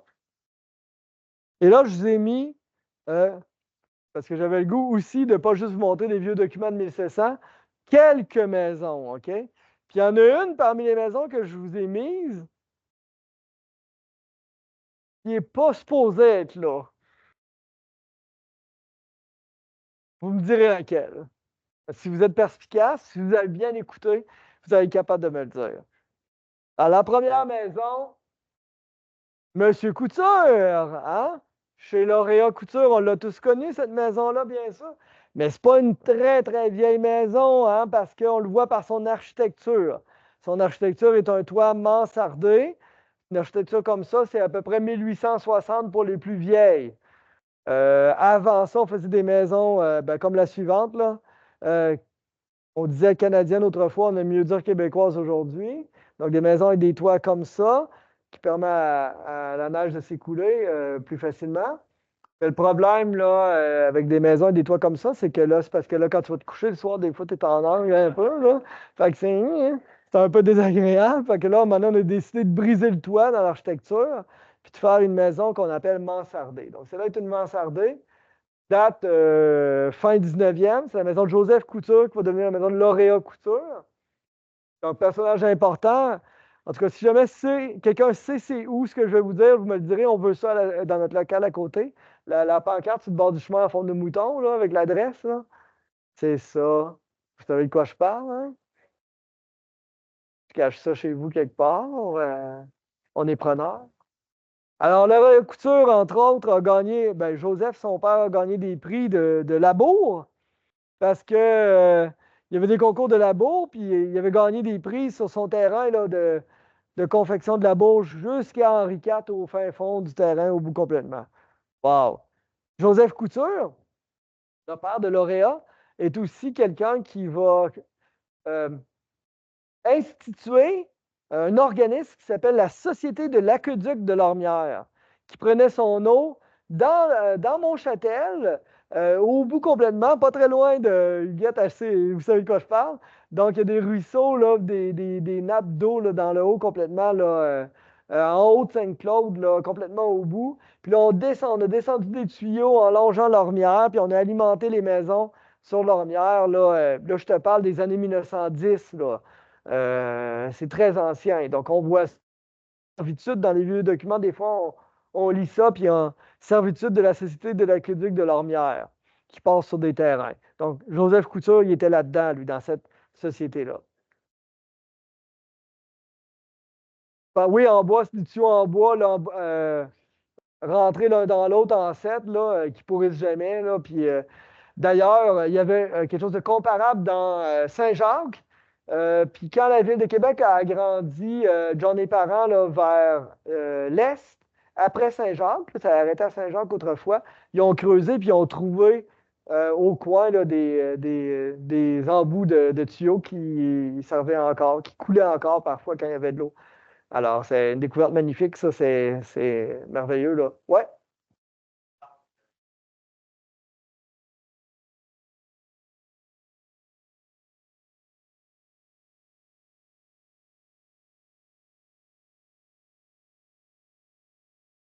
Ben, ça a peut-être un lien avec la Société de l'aqueduc de Lormière, mais en tout cas, je ne sais pas s'il y a eu des aménagements plus récents. OK, oui, possible, possible. Alors donc, Joseph Couture était là-dedans, il avait fait amener l'eau sur Lormière en bas chez lui. Bon, voisine, et c'est la meilleure photo que j'ai trouvée, elle est cachée dans le buisson, je suis désolé. C'est la maison Lirette, qui était presque voisine de la maison de Lauréat Couture. Donc, j'ai entouré, là, caché là, dans le buisson, là, ici là, sur Google Maps, là, Google Maps 2009, parce que la maison, comme celle de Lauréat Couture, a été démolie pour faire construire des tours à condos, bien sûr. D'où ma première diapositive de la soirée. On est en train de faire un boulevard nord-américain quelconque. Alors, on a démoli cette maison-là qui est très ancienne, qui avait plus de 200 ans, qui était tournée vers le sud, face au sud.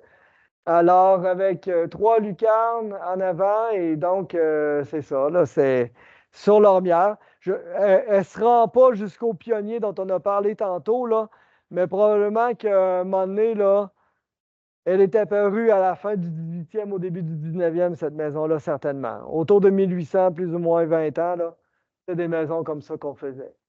Il n'en reste plus beaucoup des très vieilles maisons sur le boulevard de l'Ormière, puisqu'on a fait un boulevard nord-américain quelconque, comme on a commencé à faire aussi avec Saint-Jacques. Et à val aussi, amplement, bien sûr. Alors, chez votre grand-mère, oui. Alors, Joseph Boutette. Alors, cette maison est exceptionnelle et j'imagine que vous devez avoir des photos dans cette maison-là.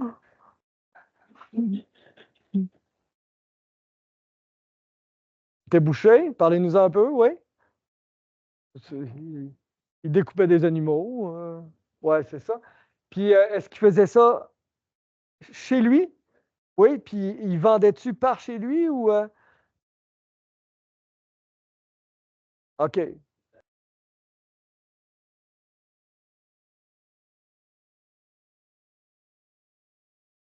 La boucherie Beaupré. OK. Ah ouais? C'était-tu Richard Brousseau? Oui, c'est ça son nom. Ouais, Richard, c'est le fils. Je le connais. Il était chauffeur d'autobus RTC, lui, Richard Brousseau. Puis sa fille est venue à l'école secondaire avec moi. Elle s'appelle Hélène. Je la connais. Ouais, c'est ça. Oui, c'était Brousseau. Jean-Baptiste Brousseau qui s'appelait le père. C'est ça. Le père de Richard, le père d'Hélène. Oui, c'est ça. Je les connais. Fait que c'était votre. Ouais, attends un peu, là. Faut que j'y repense, là. Ouais, c'est ça. C'était en lien avec vous autres, non? Wow! Vous voyez, à la gang, on sait tout. Quand, quand je vous dis qu'à la gang, on sait tout, on vient encore d'apprendre quelque chose à soir. Oui, d'autres cachettes? Ouais, je vous raconte une légère anecdote. Je vais parler de moi un peu, là. Jusqu'il n'y a pas si longtemps, quand c'était Remax qui était dans cette maison-là. Oui, elle est encore là, celle-là. En avant, ici, là, il y avait comme un petit toit en auvent, là, rouge, là. Là, mes enfants, quand on passait en auto à côté, ils pensaient que c'était une glissade. Hein? Comme une glissade de jeu, là, dans un parc. Puis, il appelait la maison, il l'appelle encore la maison glissade. Quand on passe là, on dit ah, c'est la maison glissade, oui, c'est la maison glissade. Hugo, tu as quelque chose à nous montrer? Alors, Hugo a trouvé une pub ici, là, de Jean-Baptiste Brousseau, épicier, c'est ça qui est écrit? Ouais, voilà. Donc, Jean-Baptiste Brousseau. Cette maison est sur Lormière, quasiment au bout de John et Parent, côté ouest, à côté du Stratos. Ouais, c'est ça. Ça, c'est dur à dire pour celle-là. C'est probablement début 20e, là, pas tellement plus vieille par sa forme. Voilà. Parce que, tu sais, on faisait des maisons mansardées là, à peu près jusqu'à vers 1920. Mais ça, c'est plus une influence probablement américaine, puis tout ça, ce style d'architecture-là. Donc, probablement début 20e qu'on a commencé à faire des maisons de même. Puis,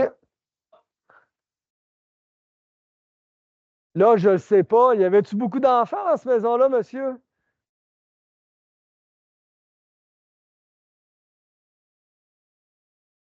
Qui habitait sur la rue Giroux? Ah, je le connais, j'ai déjà habité là, moi. 3 Giroux, Loretteville, à côté de l'église. Ben, je l'ai connu. C'est le propre. Ben, c'est pas moi qui. C'est mon père qui payait le loyer, là, mais c'était lui le propriétaire. Ouais. Ah oui, c'est ces boutettes-là aussi. Ah ouais. Mais c'est drôle parce que ces boutettes-là, il y en a une qui était mariée avec un Durand qui travaillait à Boucherie Durand en face. Ouais. En tout cas, là, on rentre dans le détail là, un peu, là, mais en tout cas, entre Boucher et. Il devait. Enfin. Ça va? Prochaine. Bon, celle-là, là, j'aimerais ça vous entendre si vous avez quoi à dire dessus.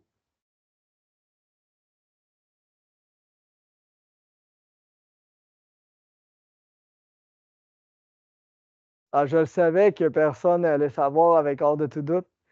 Cette maison-là, là, elle était cachée comme au fond de ce qui était la cour à scrap de Neuchâtel-Auto. Ça vous dit quelque chose de Neuchâtel-Auto? Beaucoup plus bas, là. Elle n'est pas très loin du tracé du ruisseau Sainte-Barbe. Donc, le ruisseau Sainte-Barbe, là, mettons qu'on tourne à droite sur la rue de l'Auvergne, là. Juste après, à gauche, il y a une rue qui s'appelle la rue Sainte-Barbe. Et cette maison-là n'était pas très loin là, de l'arrière de la cour à scrap de Neuchâtel-Auto. Elle a été démolie, malheureusement, il y a quelques années. Peut-être 5, Hugo, aide-moi. Ouais, à peu près. Et avant de la démolir, la Ville de Québec était allée prendre plein de photos de la maison. Là, on a une série de photos de l'intérieur là, euh, de cette maison-là. Mais moi, je pense là, que cette maison-là est sans doute là, très vieille. Là, peut-être pas aussi vieille que les pionniers, là, mais son emplacement qui était loin du chemin, là, on ne la voyait pas du bord de la rue. Là. Qui, à côté du ruisseau, là, nous indique là, quelque chose de particulier par rapport à son ancienneté. Sa forme aussi, là, très petite, non symétrique, avec la cheminée au milieu. Oui, allez-y, M. Quentin.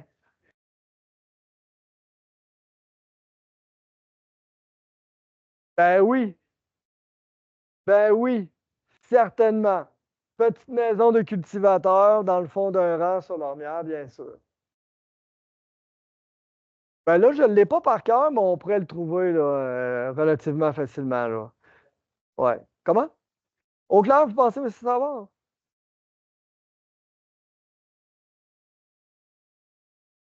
Au clair, probablement. Bon, là, on va descendre encore plus bas.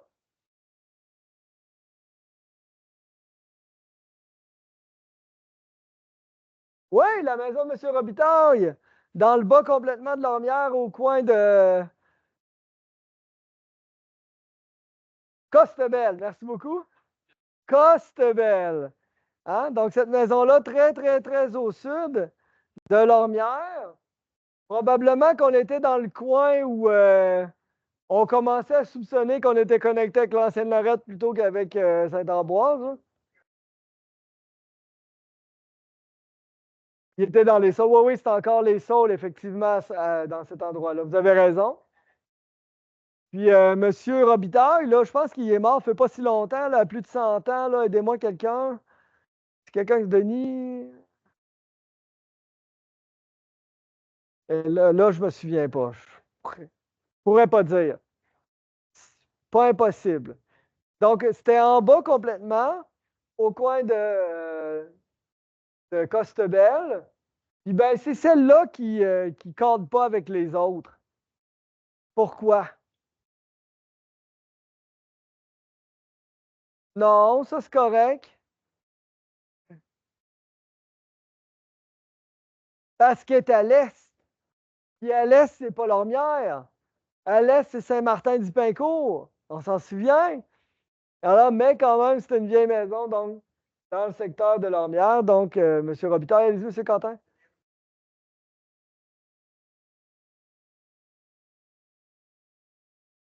Ouais, Pierrette, c'est ça qu'on disait ici? Probablement, oui.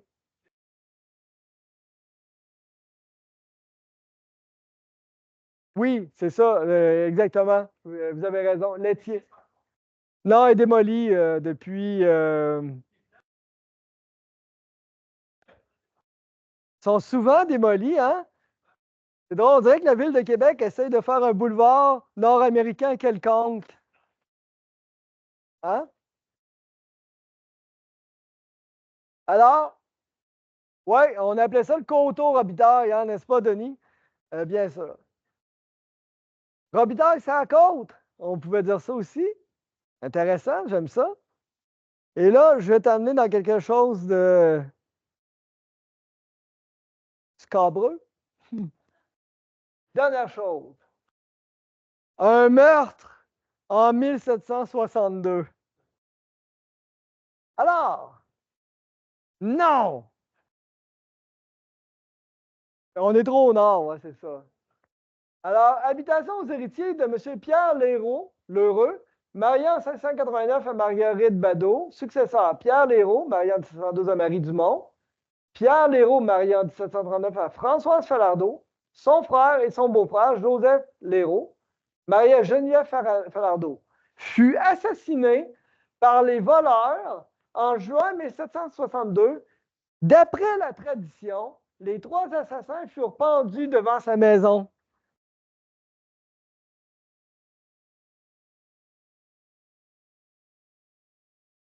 Voilà, société d'histoire. Tu pensais pas que je t'amenais dans une pendaison ce soir dans l'ormière, hein?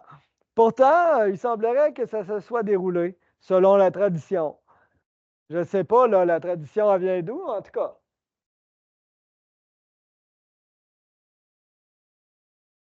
Je pense que c'est ça que je comprends. Tu sais, mettons que tu te fais assassiner, as-tu le goût, après être mort, de te faire de voir une pendaison devant chez vous? Ouais, c'est ça. Ouais, ouais, ouais, c'est ça. Alors, voilà, c'est ça, quand même. Puis là, ben, je me suis dit, c'est qui ce gars-là? Alors, je l'ai cherché. Puis, ben, il y a un petit peu d'erreur dans le texte qu'on voit ici, qui est un texte de Charles Trudel, qui rédige un truc sur l'histoire de la paroisse de Charlebourg. On appelle ça mélange historique. Puis de mémoire, ça date de 1896, la production de ce texte-là, dans lequel on indique le meurtre. Alors, j'ai effectivement trouvé quelqu'un, mais qui n'est pas Joseph l'heureux marié à Geneviève Falardeau.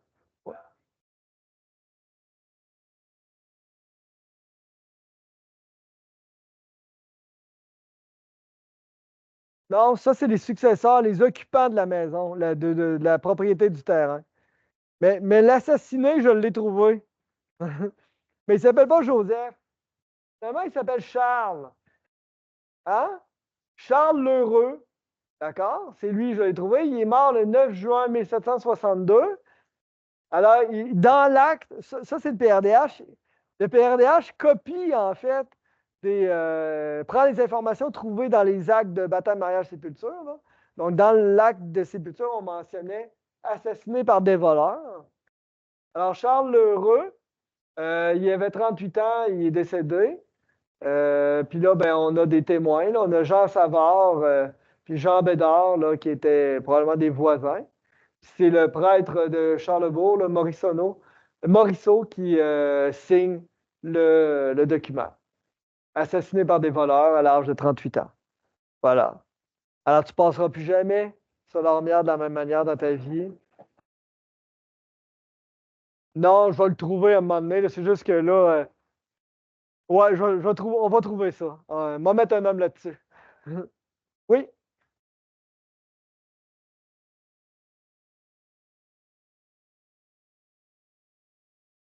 non. Parce que je pense que Morisseau était un, non pas un jésuite, mais d'un autre ordre. Récollet, je pense, qui était allé aider à Charlebourg. Là, je dis ça de mémoire, là, dans la liste des prêtres de Charlebourg, il y en a un qui était considéré comme missionnaire. Mais ce n'est pas un jésuite qui va missionner à la chapelle. Allez-y.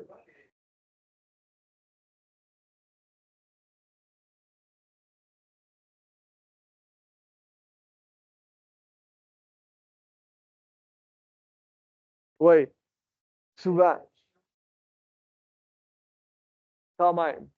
Alors, donc voilà. Alors, Morisseau, c'est lui qui a signé le document finalement, mais ce n'était pas un jésuite qui était à la mission ici à côté. Alors, assassiné par des voleurs, voilà.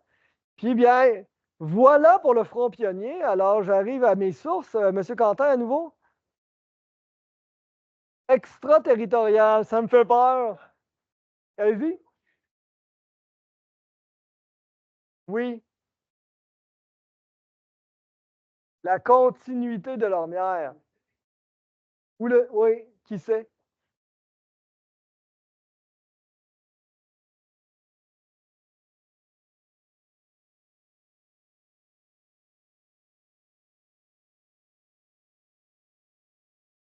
Ah oui? On est un peu loin de Valcartier. Oui, c'est ça. Là, on est quand même très sud par rapport au territoire que je connais bien, là, mais sur la carte de Plamondon, là, si on l'agrandissait pour vrai, c'est sûrement indiqué là, quel nom qu'on donnait. Euh,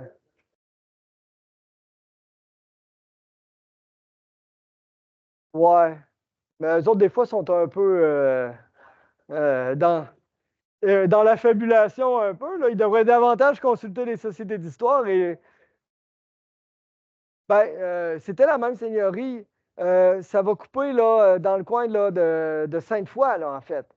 Oui, là, on va rentrer, là, par exemple, dans la côte Saint-Michel à Sainte-Foy. Là, on va tomber dans la seigneurie de Sillery, comme on l'appelait à l'époque.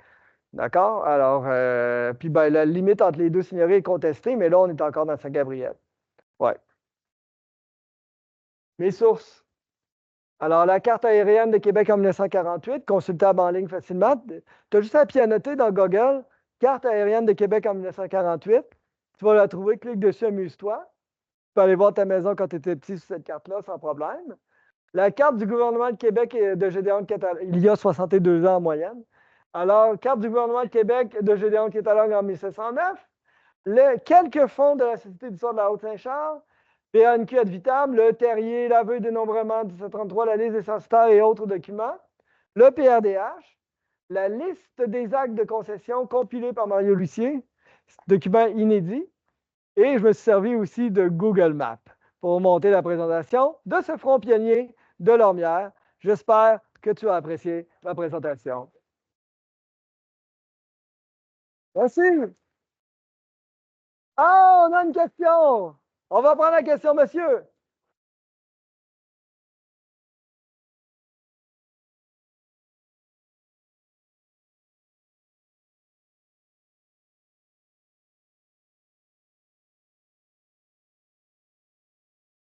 Oui, écoutez, euh, effectivement, je ne sais pas comment se nomme exactement le document, Hugo, tu sais-tu? Hein? Comment se nomme le document? Ouais, en tout cas, on s'est fait contacter à la Société d'éditoire indirectement parce que quelqu'un a filmé dans les années 80. En quelle année exactement?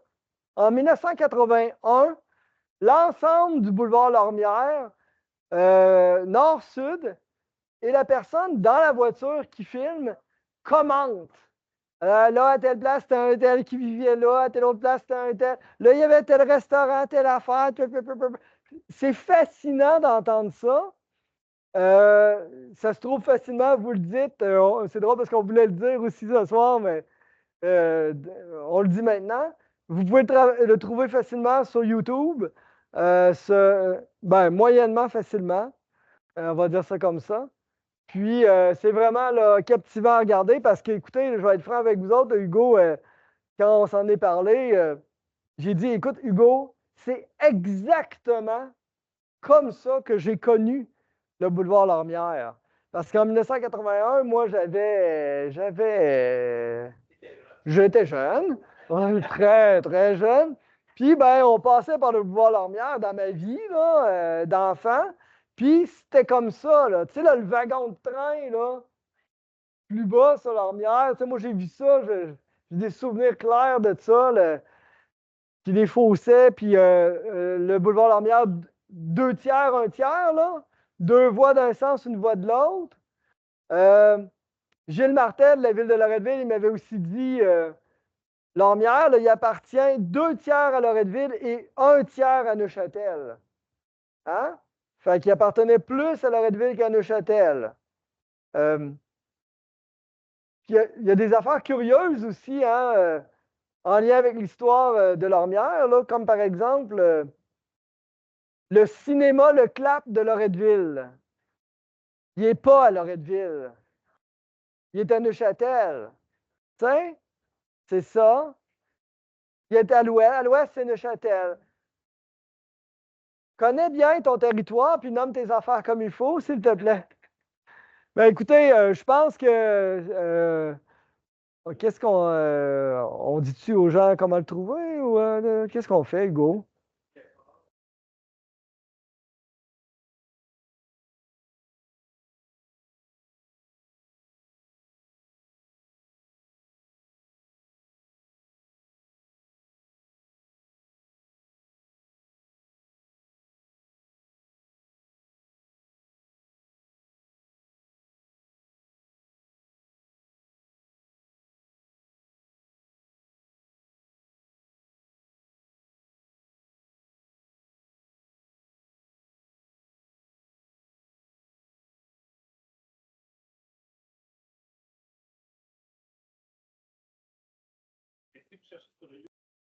Ah, faut passer par faut passer par loretteville.ca.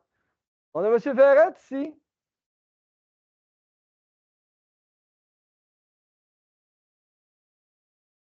Oui.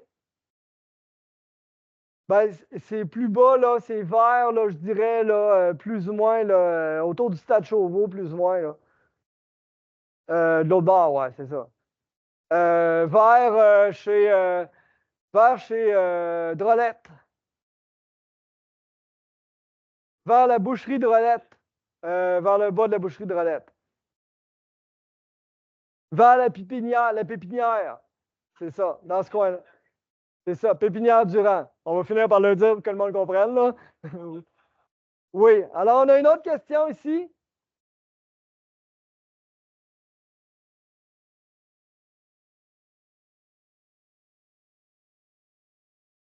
Ben, moi, j'ose prétendre et croire que les Jésuites, en 1754, auraient peut-être voulu se construire une maison sur ce domaine-là.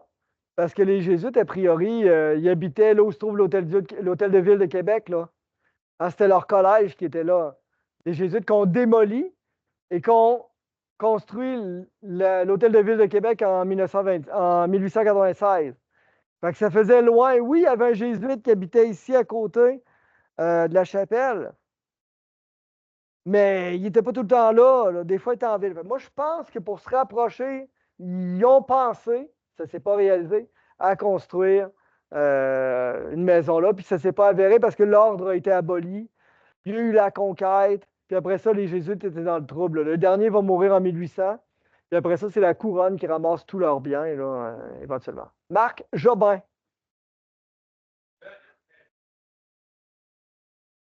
Je ne pense pas parce qu'elle n'est pas navigable. Ou en tout cas, pendant un bon bout. Euh, ouais, mais peut-être qu'à partir là, tu sais, mettons là, quand. Ouais, c'est ça. Mettons là, sur Saint-Jacques, quand il y a un gué là, qui permettait de traverser, accéder à Pincourt, d'après moi, peut-être qu'à partir de là, ça pouvait l'être.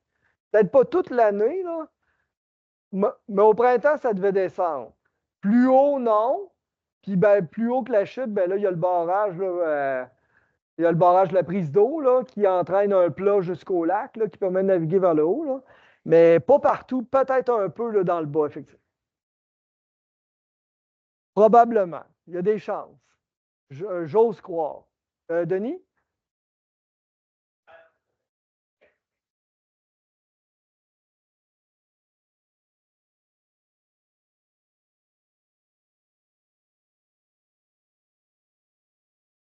Oui, voilà. Exact. Fait que pas partout, peut-être un peu à des moments dans l'année. Là. Encore aujourd'hui, il y a un festival qui s'appelle Vaganville, là, dans le parc Chauveau. Là, on fait du rafting, du kayak d'eau vive là, pendant le printemps, là, pendant une semaine. Puis ça se fait un peu. Là. Mais il faut dire aussi qu'il y avait plusieurs centaines de milliers de litres d'eau de plus dans la rivière parce que la ville de Québec, depuis 1854, prend des centaines de milliers de litres d'eau par jour au château d'eau qui s'en va dans un tuyau jusqu'en ville puis qui ne coule pas dans la rivière. Quand ça coulait dans la rivière, il y avait plus d'eau. Ah oui, il y avait des saumons dans cette rivière-là jusqu'en 1913.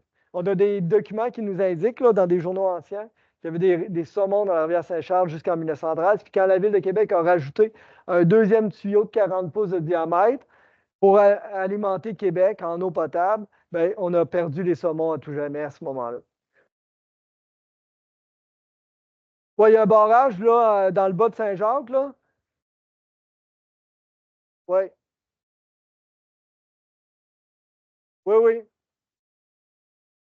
Alors, c'est ça. Exactement. Voilà. Monsieur,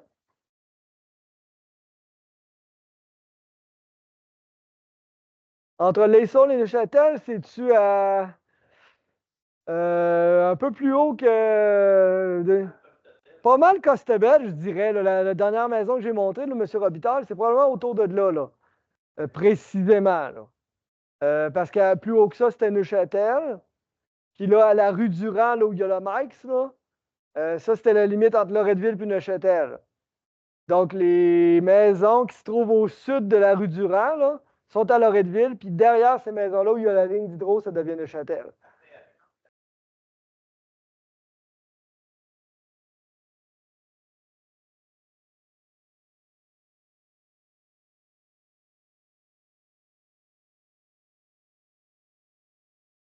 Ouais, c'est ça. Exact.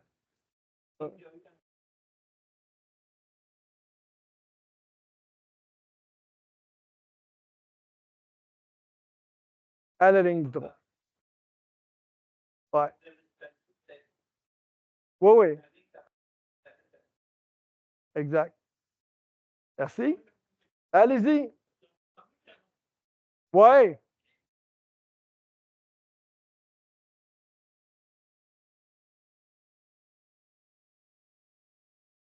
Ouais.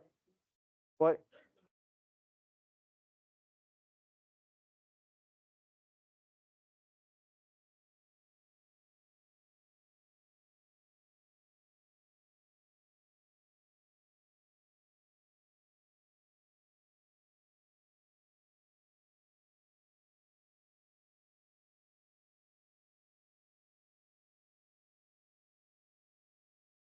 Non.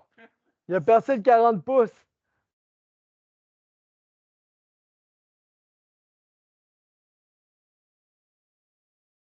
Il y a de la pression là-dedans. Il y a de la pression là-dedans, là.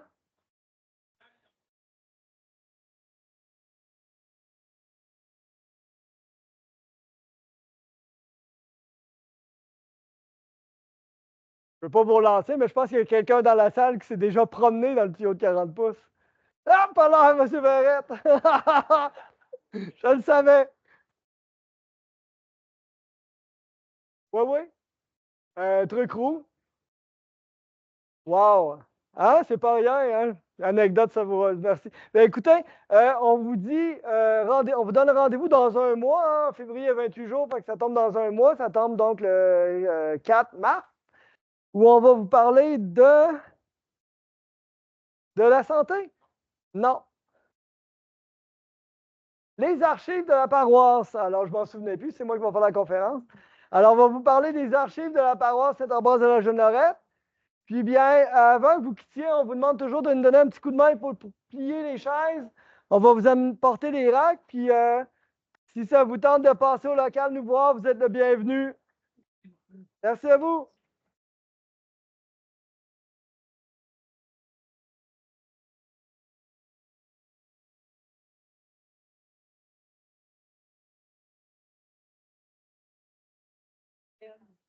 OK.